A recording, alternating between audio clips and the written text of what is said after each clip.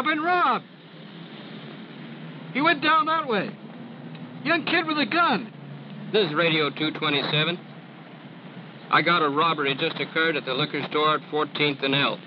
The suspect is a white male, about 20, wearing a red plaid jacket, and he is armed. He ran into an alley in the 1400 block of L Street. Young I'm puppy in went down pursuit that way. and request assistance.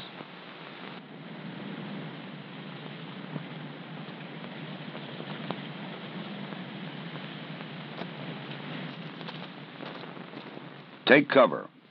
A basic rule for survival against hostile fire. This officer advances warily, selecting possible cover as he moves.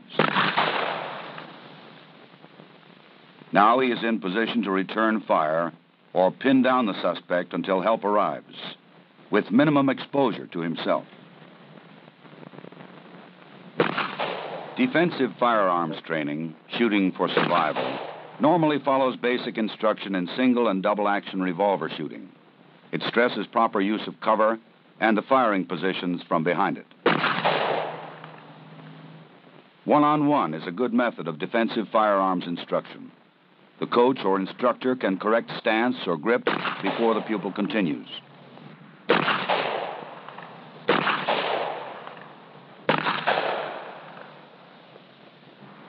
Improved scores from the kneeling weak hand position are immediate. The result of correcting the pupil's bent wrist and forearm are obvious and satisfying.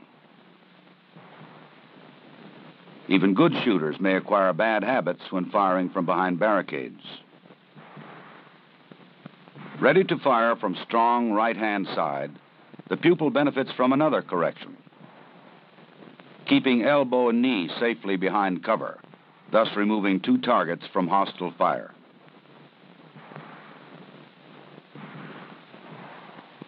He fires a good pattern with a minimum of bodily exposure. Each firing range may set up its own course, but defensive firearms training objectives remain. Teaching the application of basic shooting techniques to confrontation situations. Failure to provide a firm base when shooting from cover makes for inaccurate shooting. Legs spread too wide provide a tempting target for an assailant. Now the shooter can fire safely from a steady rest, putting all his shots in the kill zone and using the barricade for maximum cover. This is shooting for survival.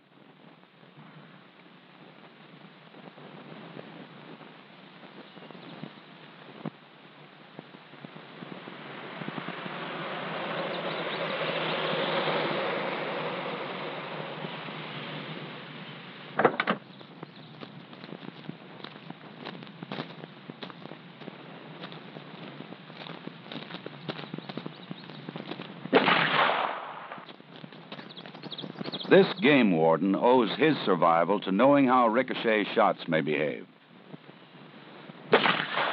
The bouncing bullets that can kill a man even when he believes himself safe under cover, behind this car or this one.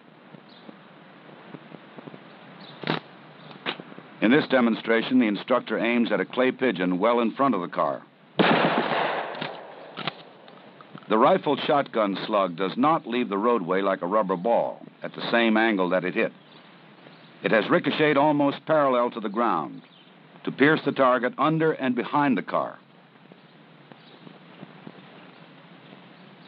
Safety lies only in putting a solid object like the wheel or engine of the car between you and your assailant. Let's review this surprising effect again.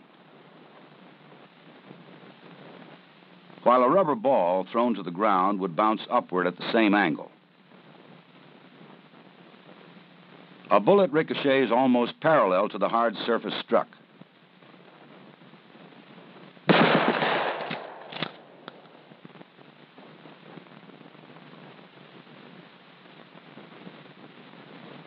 With targets at ground level, the instructor aims at the silver tape, a good deal closer than the balloons. Think of one of these balloons as your head, and you may change your evaluation of safe cover from ricochets.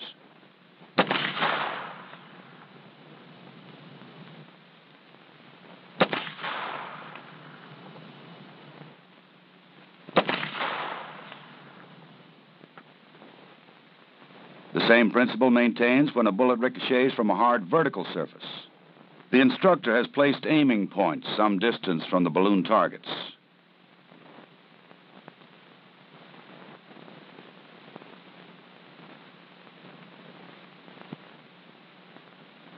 Think of yourself taking cover around the corner, exposing yourself only minimally and momentarily. Would you be safe? Your assailant may even aim wide of the corner, as we see here. But the ricocheting bullets almost parallel to the wall could kill you as easily as they burst these balloons. The lessons taught by these demonstrations might someday save your life.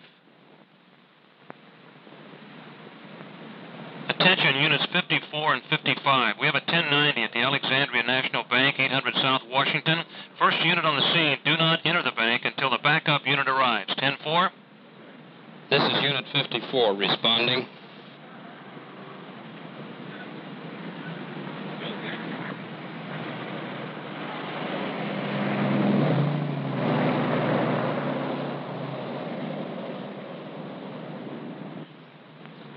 Many police departments now authorize shotguns to be carried in patrol cars. As a safety precaution, they usually have no shell in the chamber.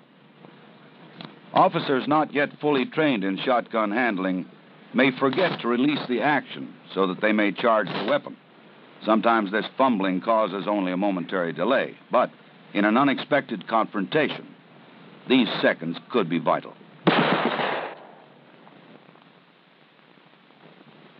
Shotgun instruction, especially with newly issued weapons, must begin with thorough training in gun handling and loading.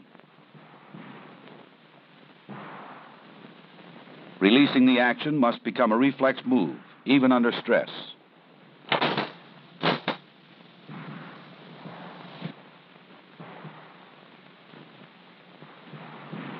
Firing ranges and courses for shotgun training may vary. All, however, should qualify the shooter in two basic positions. Offhand aimed fire is best suited to longer ranges.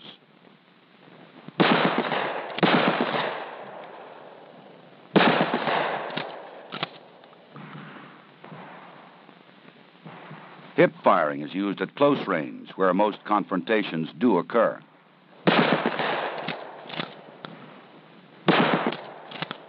The shooter must know the shot pattern of his weapon to be aware of the safety limits of various shotgun loads.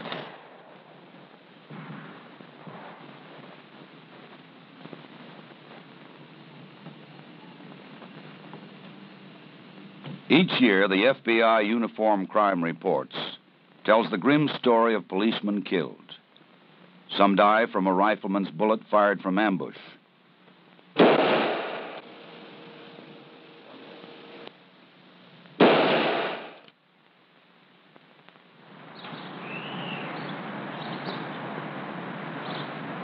Some die at a closer range, often while performing routine duties.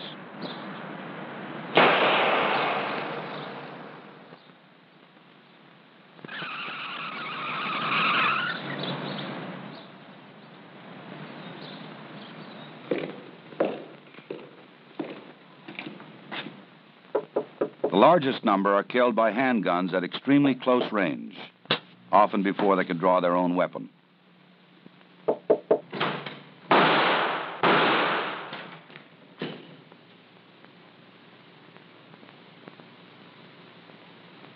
Close combat pistol courses meet this challenge by training shooters to fire at targets as close as 3 feet. They will, however, include firing positions used for fast, accurate shooting at slightly longer ranges, from 7 to 15 yards. The point shoulder position fired from a crouch uses the arm as a pointer, with the front sight as the tip. It should form a straight line from shoulder to front sight without bending elbow or wrist, which would deflect the shot.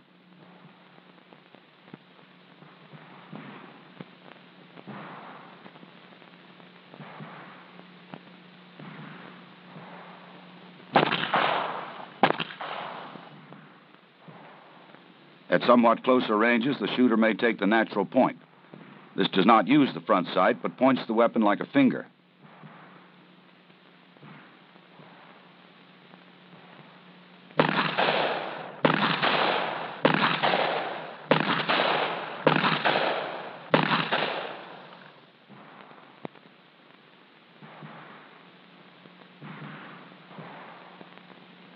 Also fired from a crouch is the hip position.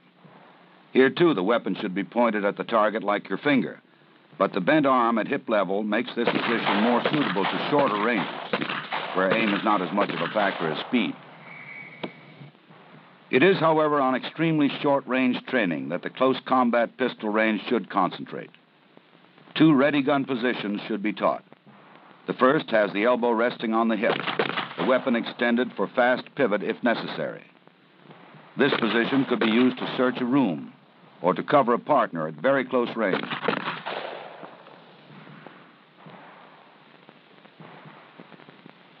Another ready gun position is fired from the hip. This protects the shooter from the danger of being disarmed at close quarters. After close combat training, you should fire groups like this. Without it, the records show many instances of clean misses in close combat situations, and all too often you get no second chance. To provide a practical and competitive exercise in close combat, the FBI firing ranges in Quantico, Virginia, have constructed a prototype dueling course. Okay, gentlemen, on the line, start walking.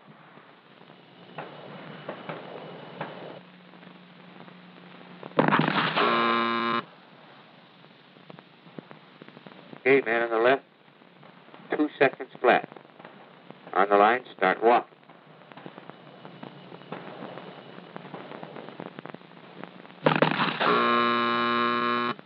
Man on the right this time, 1.25. Start walking. The final firing position is 21 feet from the bladed targets. The dueling course is a useful training tool to simulate the fast reactions and proper shooting techniques you will need in a close combat situation. Effective use of cover may someday save your life on the street. Defensive firearms training can make such reaction automatic. Cover may not always protect you against ricochets, which have their own rules of behavior. Demonstrations like this convince you of the rules and how best to guard yourself against bouncing bullets.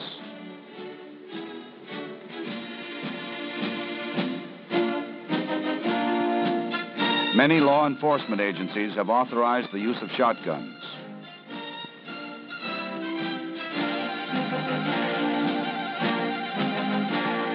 Defensive firearms training should start with thorough shotgun familiarization and range shooting. Statistics show a frightening increase in the number of law enforcement officers killed by handguns at extremely close range. To meet this challenge, defensive firearms training must stress the technical skills which can defend against this threat. Close combat courses which teach shooting for survival.